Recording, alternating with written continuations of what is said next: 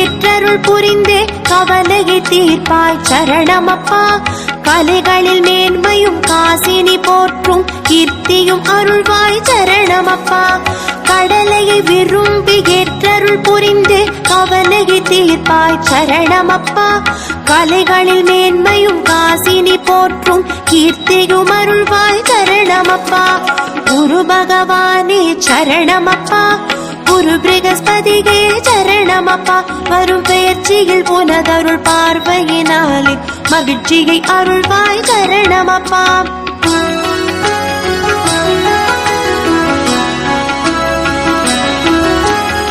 ஆலங்குடியில் Medha தட்சிணாமூர்த்திகை அமர்ந்தாய் சரணமப்பா.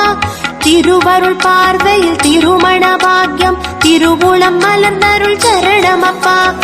ஆலங்குடியில்